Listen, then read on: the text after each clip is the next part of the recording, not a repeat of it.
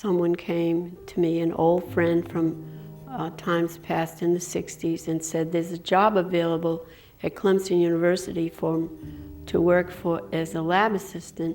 What was great was God must have picked out that job for me because it was an entrance into working at Clemson University, and I eventually was no longer a lab technician, but I found a job in illustration in a department of the university called the Communications Center. In the 80s, there was a lady in our church who was very influential in my life because even though I worked at the university from 8 to sometimes 1:30 in the afternoon, I was allowed to leave my job on Wednesdays and go to a special ladies' Bible study. And I could make up the time in the afternoon, at which I did. Well, this woman, I had never really known someone so dedicated to the Christian life. And that woman, I remember the night I saw her Bible. She opened it before I started going to the Bible studies. She opened it and every page was written on. And I just knew that this lady really knew God. She didn't know about him, she knew him. And so we went to the Bible study, and the Bible study was definitely book by book, not chosen verses here and there with a theme she would talk about. We would study the Bible in depth, and that's when I really learned how to study the Bible in depth.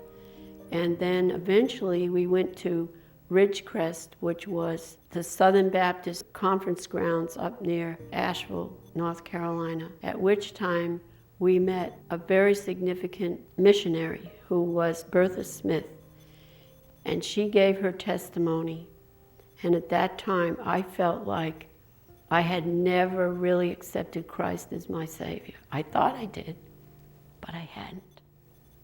And so I made confession, and I know that the God was really moving in that group that she had. She was 93 years old, and she stood for an hour and gave her testimony about how she'd been a missionary in China and how the great Shantung revival had come from some of the things that were done and said during this time.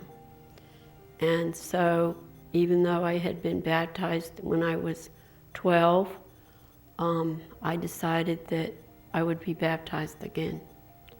This time it really had meaning.